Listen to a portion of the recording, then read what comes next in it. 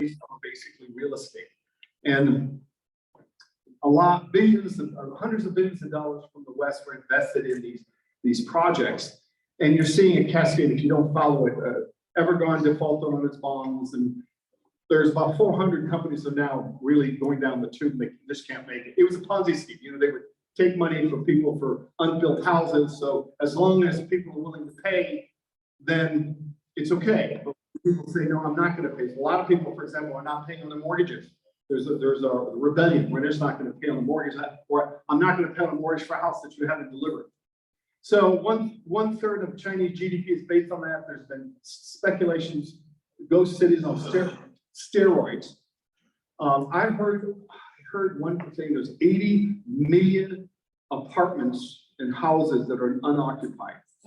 So it's really unbelievable. So the owners are not paying the mortgage. I mentioned that local banks rely on land sales to balance the budget. So you're getting an economic collapse at the ground level, the county level.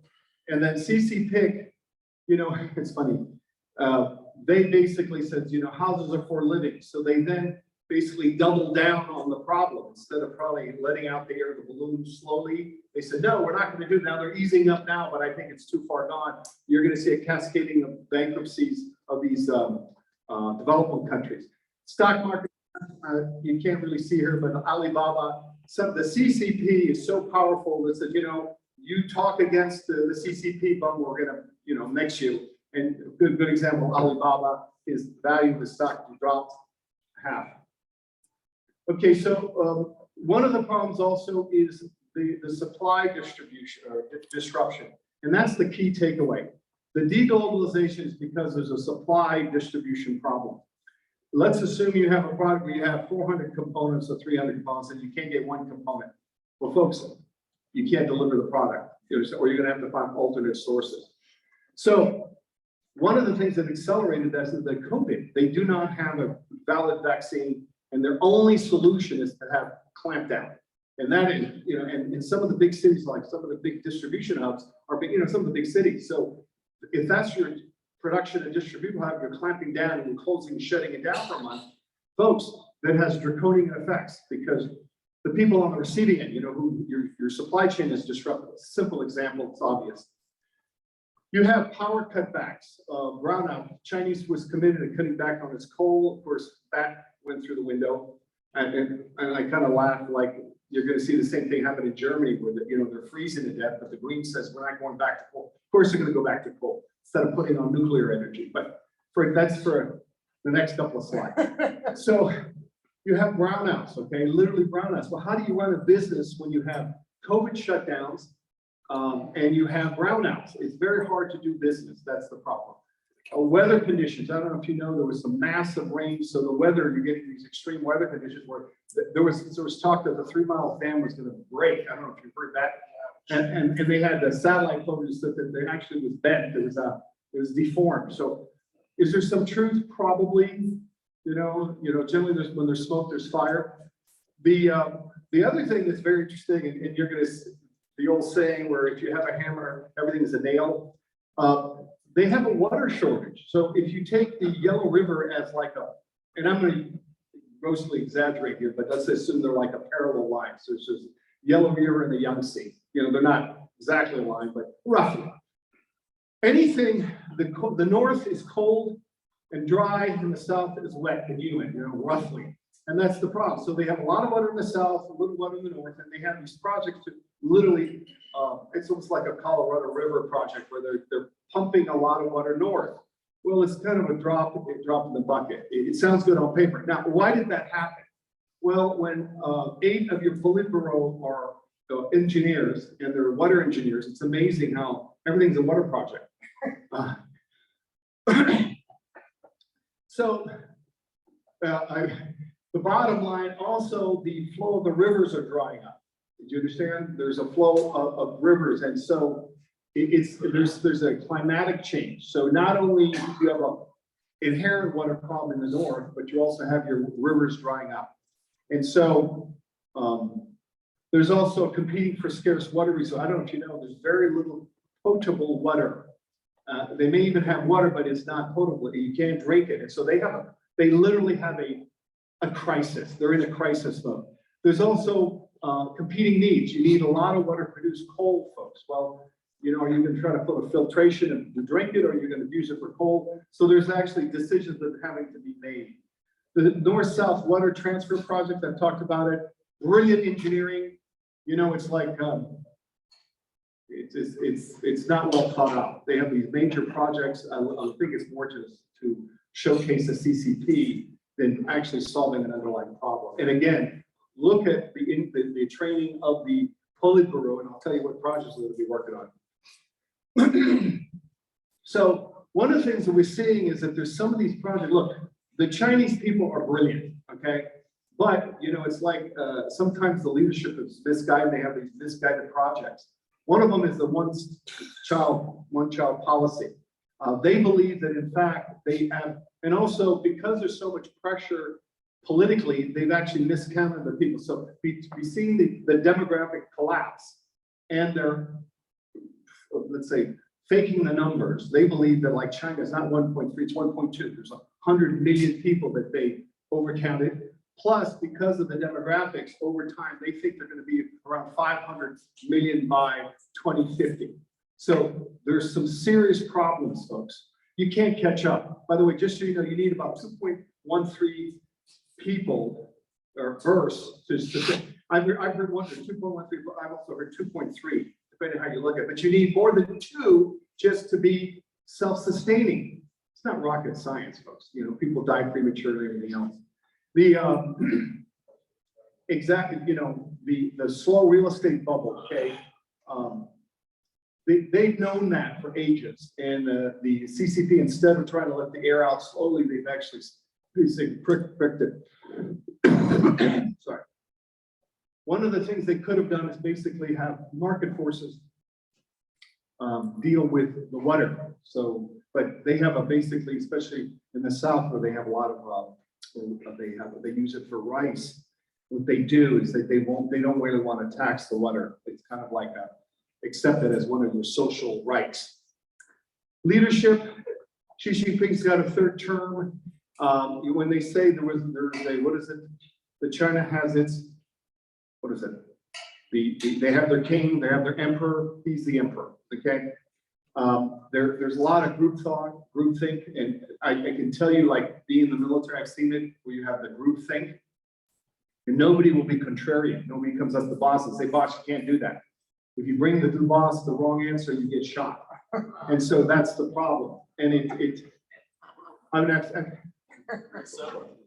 Brian we're laughing in the military. Trust me, I've seen it. You cannot bring to the boss bad news. It's the same thing. And there's critical thinking is lost. Well, this one, Politburo, we're engineers, and guess what? You're going to get this north-south water project. And bad news: messengers do not survive. Okay. So next. So Russia, folks. So they have tremendous challenges, and one of the problems that you have in China is, remember, when we deal with these countries, they have historical optics, and I really want to emphasize, you know, we can look at the same picture and societies will connect the dots differently. They just see a different picture. Over there, they have certain social things like the mandate of heaven. You know, you got to feed your population, full employment. There's certain things. If that gets disrupted, the CCP possibly could be challenged. You understand? So they have, I would almost say, an existential threat, because there's a perfect storm of a lot of these problems. You understand? It's actually quite serious. Now, what is it for us? Disruption of supply chain. All the stuff that was produced in China, guess what? Being disrupted. And that's part of the conclusion. Next one is Russia, folks. They have a lot of the same demographic problems that China has for different reasons. China was voluntary, Russia was not. They lost over 40 million people in World War II, folks. You really have to sit down. I've heard estimates of 20 million. No, it's 40 million. A whole generation got wiped out, and we do not quite understand that. Okay, and so their thinking is different. You know, when they say we don't want threats on our borders like the Ukraine, remember, you have to put it in their vision. you understand? The French have a word that I love. It's called le fardeau historique, the historical burden. When you're talking with the Chinese, he's a Han, he's 5,000 years old. When you're talking with a Frenchman, he fought the Romans. You understand? They have this burden, a historical burden through which they see the world. Not good, not bad, just what is. We are a young country. We have 3 wars: the War of Independence, the Civil War, and World War II. That's our history. They've been fighting wars since, for millennia. And you have to remember that when you're talking to these people, because you say, well, it's obvious. And we think we're talking about ethnocentricity. We think that we understand the world. They've been around thousands of years, folks, thousands. Okay? So, shrinking population, by the way, they never recovered from World War II. They lost a couple of generations, and you just can't. You've seen these bell-shaped, or maybe you've seen these demographic charts. There's a whole segment that just got lost.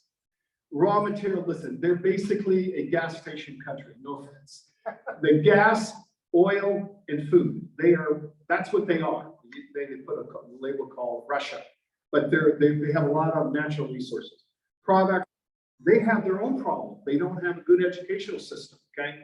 A lot of just a different system. They made decisions. Like we're not producing engineers, folks.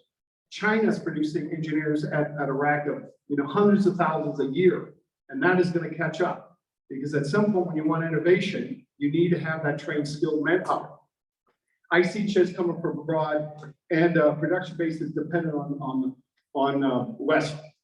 They can overcome that. That's what I'm saying. They have their own challenges, and then the sanctions. So there's a decoupling from the West.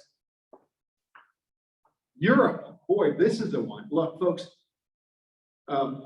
Germany got hooked on cheap oil and gas, and they have probably the largest petroleum industry, I think, maybe probably globally. They are the big elephant in the room, folks. So goes Germany, so goes Europe. They are a powerhouse. And it's like you're going cold turkey. Okay, you've been on cocaine, massive cocaine, and now we're going to shut it off. So they also have demographics. They have a problem because everybody's aging out, like we have here. We have a problem.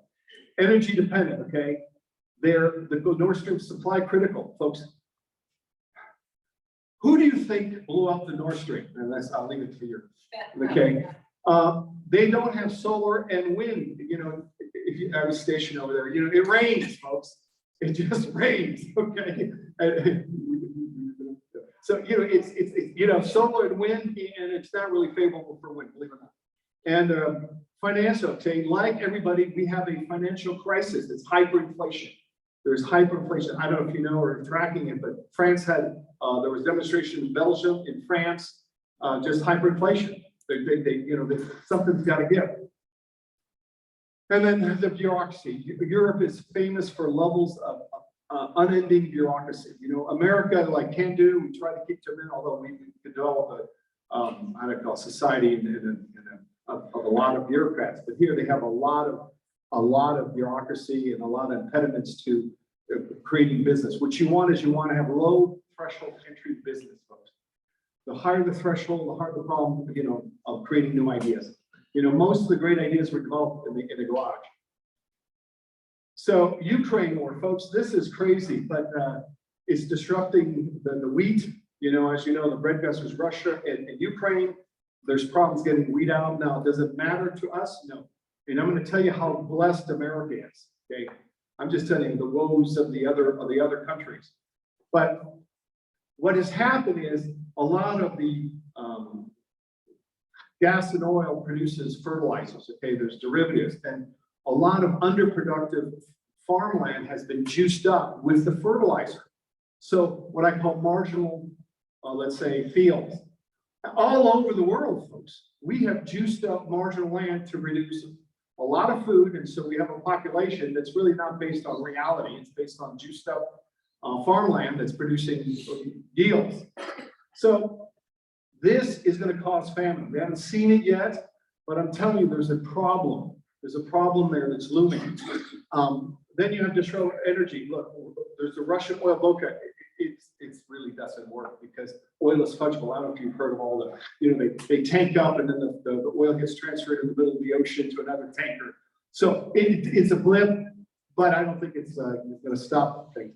Russian production, there's some issues about that if you don't keep pumping the oil, then in fact, at some point, because of permafrost, and I don't quite understand it, but you actually reduce the production long term. As you know, Saudi Arabia is a pylon. They're not going to slash prices. The oil prices are going to jack up. So Saudi is playing a game against basically the West, just so you know, and that's for a different story. Ukraine causing war to decouple. Well, folks, you're seeing a decoupling. And what I added is the sanctions are not really effective. Russians are Russians, folks. It's interesting when they had tank units. They didn't care about food. You grab your food, you put in your tank. You have all personal hygiene, all they didn't care. You're in the tank, you're moving, we'll just give you fuel and you keep. And it's a very different concept. Life is cheap, folks. Remember, when you're looking at 40 million losses, that's the lens, and you have to remember that. I'm going to share something with you, just so you know. I was part of the honor guard when I was stationed in Germany, going out to a French village called Saint-Mihiel. And you'll understand, they had these little mini obelisks where they used to put their war dead. And some of the villages in France had 90% losses of their men. You know, it's like the Civil War where, you know, a whole city gets wiped out.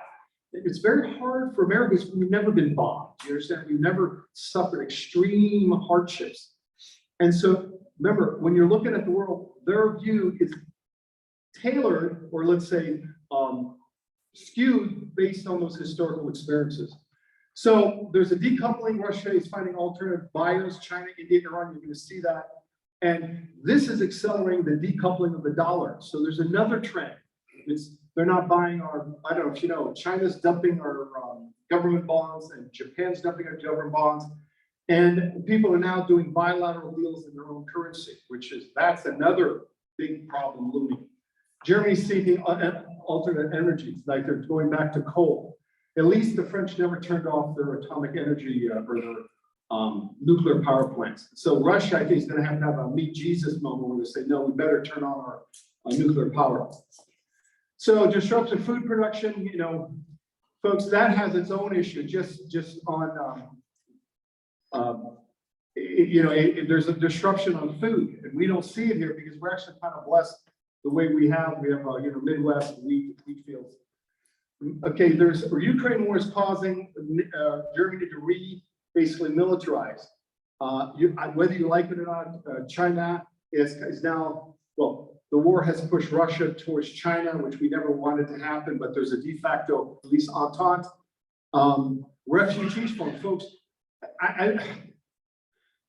you know, if you think the Desert Storm 2 produced a lot of refugees, there's more refugees coming here. So there was the Syria, you know, the Gulf War II produced refugees. Then there was a Syrian war. Now you have refugees, like 10 million people have left Ukraine. Well, where are they heading? They're heading to Europe. I'm not sure Europe can actually handle all these refugees because, you know, remember, they're coming, and then you have to try to integrate them to society. It takes a while. Classes, you know, they don't even speak the language. That's for a different day. So the Ukrainian refugee crisis is there. I think, okay, so let me move this. Okay, so now, what are you having? I think it's one of my other things, last thing before I go into global consequences. The China, when things are bad, you start creating wars abroad. Standard policy, folks. And they're getting hyper aggressive towards Taiwan. You understand? You'll see naval exercises, and you know, and so they're beating the what I call the nationalistic drum. Now, China got abused, folks. Remember, I don't know if you know the Boxer Rebellion, and remember some of the stuff, or the 99 Days of Peking, some of those movies.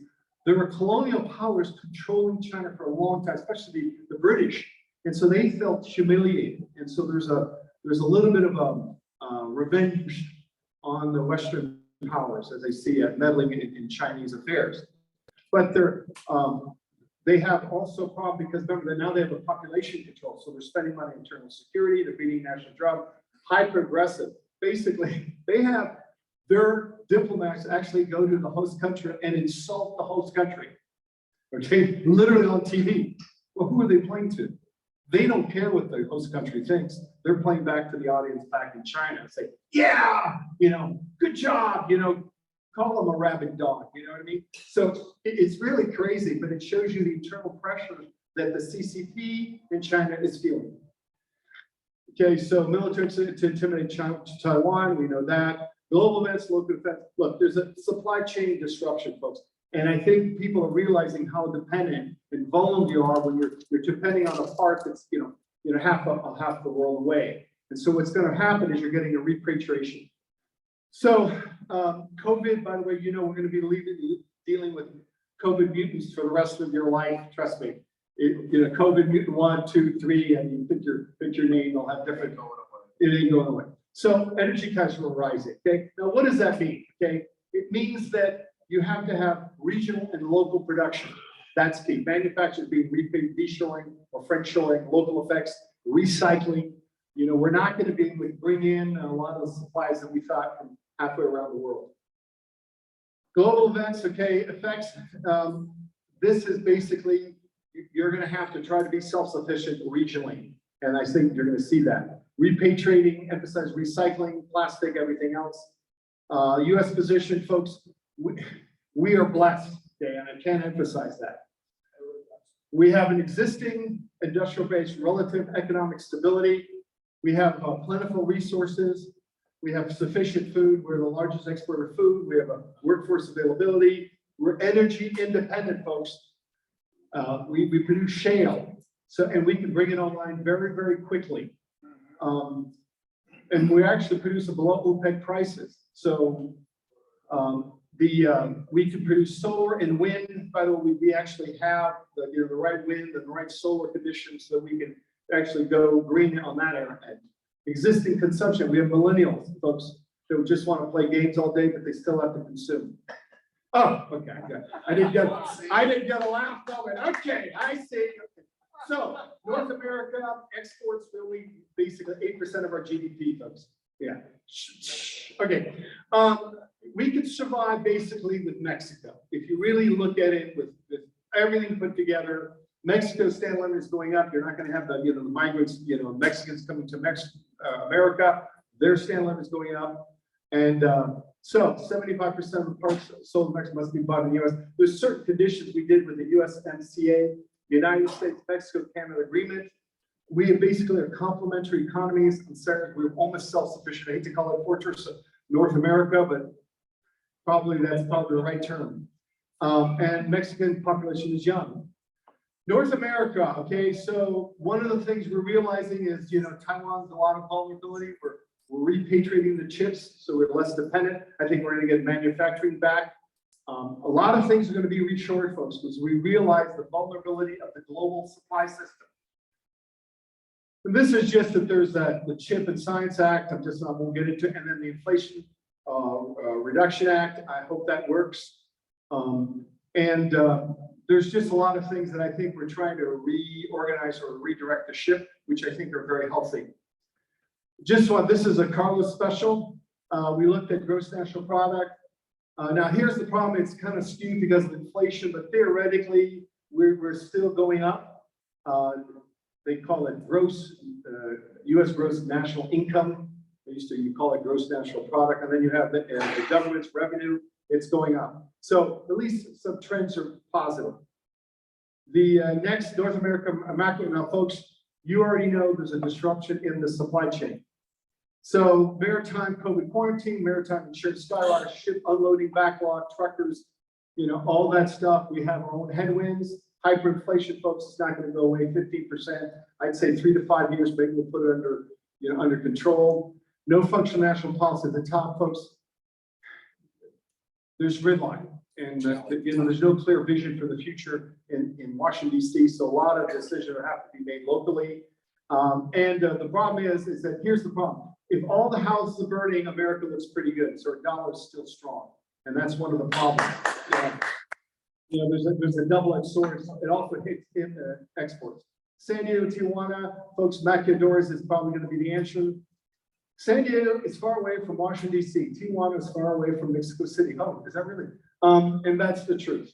So the San Diego TJ will create its own ecosystem. We have the largest border crossing, least fluctuating weather, and access to the Pacific Ocean for fish harvesting and desalination. Folks, most of the answer is going to be local, folks. This is what's going to happen. So local solutions, Mexican border, optimal location, US Tech, Mexican production facilities. We see it here, headquarters here in San Diego. They produce it south. I always jokingly when I talk Mexican, la frontera no existe, es una línea de contabilidad. The border doesn't exist, it's just an accounting line. And trust me, that's it. So, yes, so do you want, let me just finish it off. You're gonna see more tech schools, community college, trade schools, IT, repurposing. It's actually an exciting time if we don't lose it in Washington, DC. You're gonna get repatriating. You're gonna need all the basic skill sets, the blue collar skill sets. Become a welder, folks, carpenter. You're gonna need all those skill sets. And incubator tech hubs, okay? And I think one more, Baja. This is just an example of where the headquarters in San Diego and the producer Candelore South. And this was just an example of Baja Mex electronic assembly system. Local sustainability, folks. Because of the cost of energy, you're probably going to have food production in silos. Do you understand? You're going to actually have to think a little bit outside the box to cut down on the cost of transportation.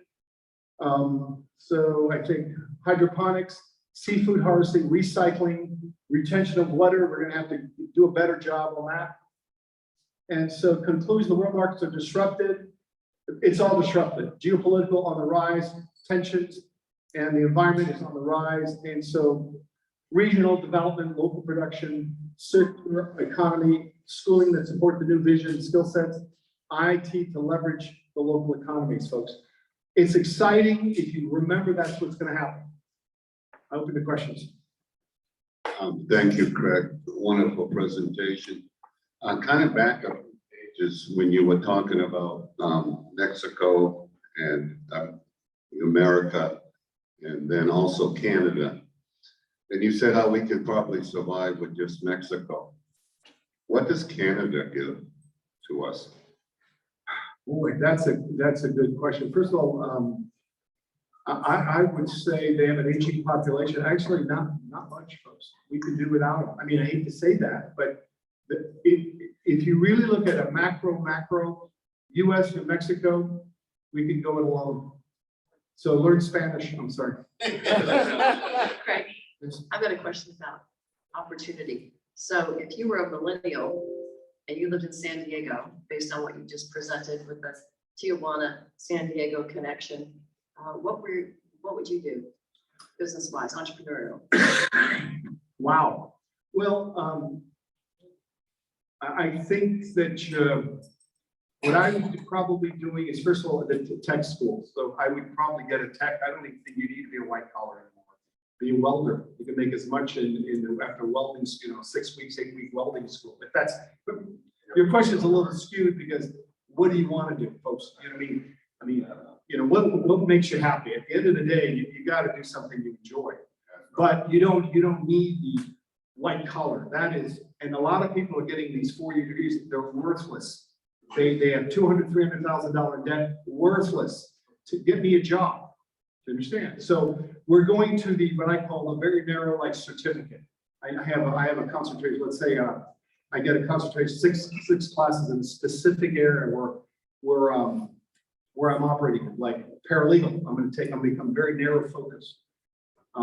That's what I would answer. Does that make sense? I was thinking more of business. Well, I think you're going to have literally this new hydroponics or silo food production, or you'd have to figure out what people need and what we need and what we could produce here. So recycling on steroids, folks. I think that is going to be, because you can't bring it in. You're going to have to recycle. So the whole energy, I don't think we do it correctly. You would want to sit down and do it literally scientifically. How do we do that?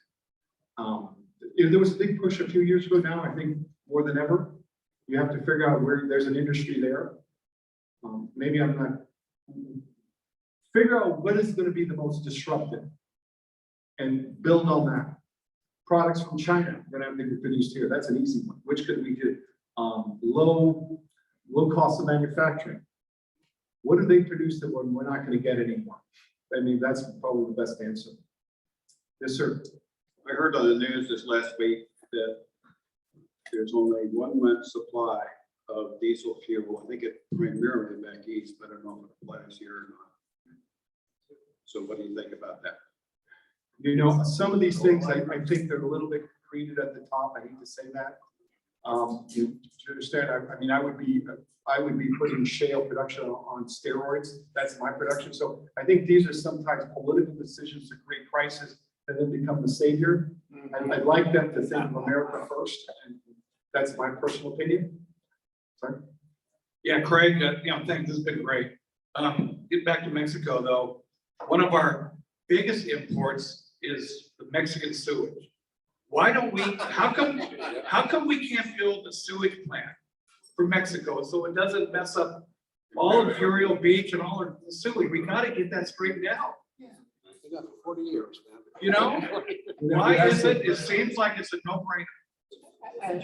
Why can't we get that done? I mean, that's something about it. And what it is there's no political will. And it's also probably Mexico's way of giving us the middle finger. Yeah, Okay, I'm just telling you.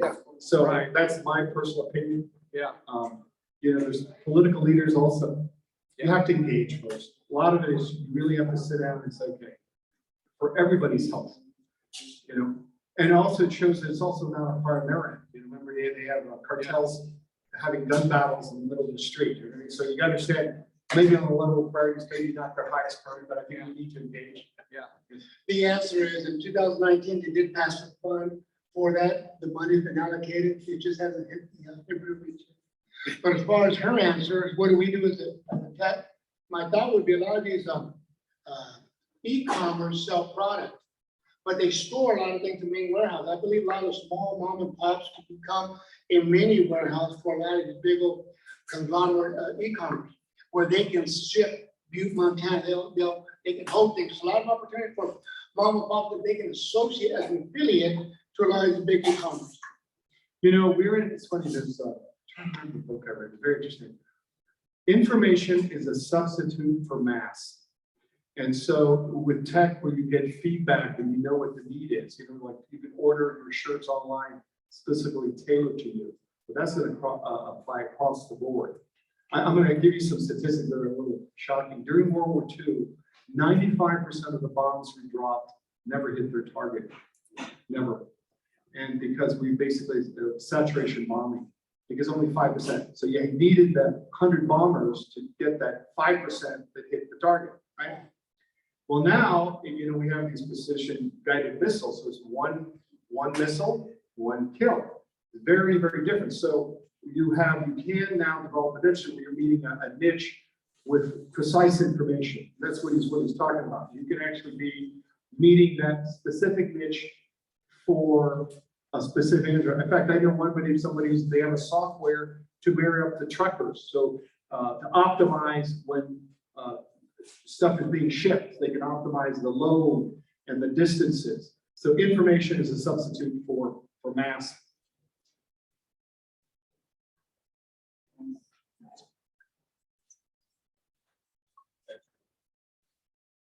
Thanks for your service, Colonel.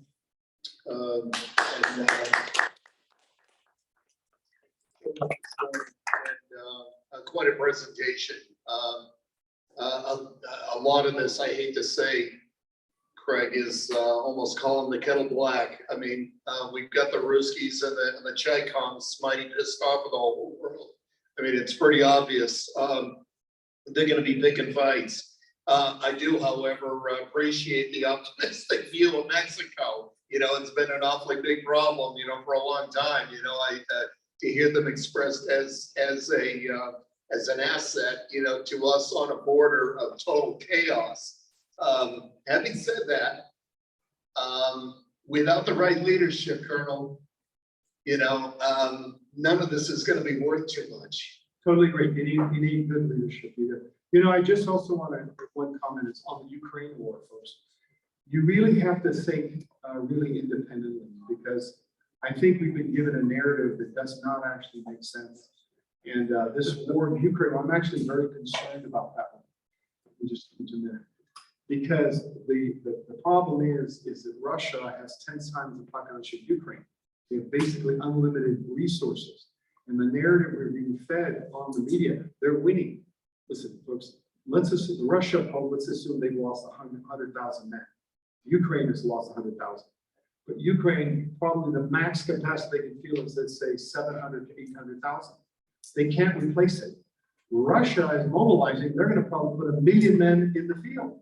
You understand? So I'm very disappointed that we have people that are not talking common sense.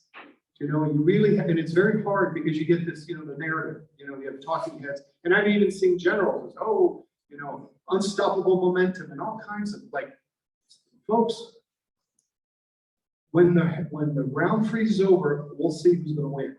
Because I think that, unfortunately, and I hate to use this word, but I think that Ukraine is going to be bombed back to the Stone Age. And I'm really sad because they're people, these are real live people. Understand? And it's very, very sad. You know, you have a superpower that we're trying to bully a superpower. You know, does that make sense? And they have gas, oil, and food. Ukraine has none of that. Do you understand? So I'm not clear on what optics they're saying, and I see a lot of generals, and I'm not sure what script they're reading on. Become the left war. Yes. Craig, one other question. How does India factor into this? I know I end up doing a lot of business with Google, Amazon, they're all in India. Could you comment on that? Well, you know, listen, I'm only giving you my best guess. Remember, it's hard to stay abreast of everything, but I think that when it's all said and done, they're going to be the big winners. It's going to. You talk about the century of India, folks. They're smart, they're innovative. You know, they're doing business with Russia. They don't really care. Remember, everybody is selfish, folks. They're selfish. What is it in for me? And so they're looking and said, great, I'm going to get cheap oil from Russia. So they're buying as much as they can from Russian oil, you know, because of the embargo. And that's the problem, is people don't always, you know, well, I think I've answered your question.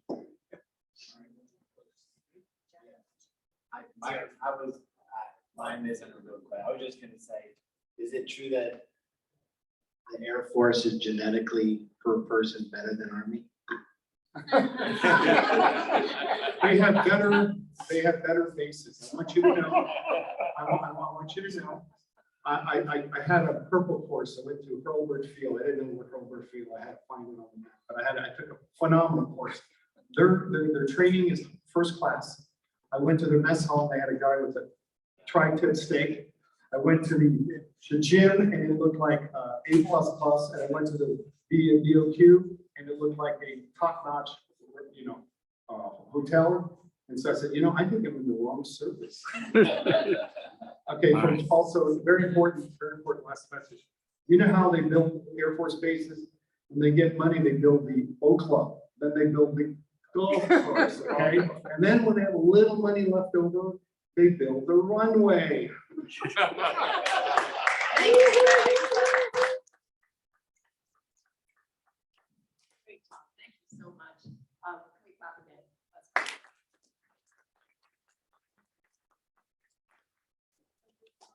Next week is potluck, so bring something delicious and we'll give Arlene a break. Also, Jack is going to speak next week. He will be presenting on Wednesday.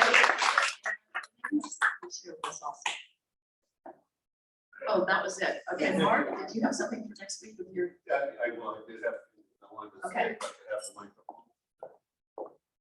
My voice doesn't carry. First, I wanted to say, did you hear that San Diego is getting a new zoo, even bigger, more characters? No, they're gonna fence in Hillcrest. My radio show got bumped up to Saturday mornings. Everybody, Chad, went to bat For me, and I'm very, very happy. Pamela's happy, we're also happy. We feel a business radio talk show go much better Saturday morning than Saturday night. So please tune in. It's starting this next week, 10 a.m. 10:30 to 11. I just got the update. Never saw the memo. Also, I ordered a rack of baby back ribs that come all the way from Denmark. And if anyone doubts what I'm saying, I'll save the box. But I do these ribs in my barbecue sauce, and I used to do them way back in the 80s, and they were very popular. And if anyone here at Business for Christ, as you know, the name has changed. I would sell a rack of ribs at my price, no profit. And that runs about 15 bucks, and it's about a 20 bone rack. And I'll have them available at the end of next week, if anyone would like to try some of my baby back ribs done in my sauce, a special way.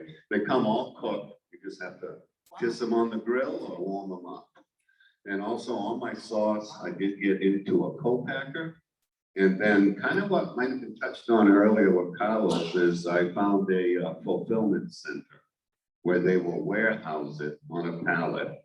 And as the orders come in on the internet, they will pick and pack it and label it and send it.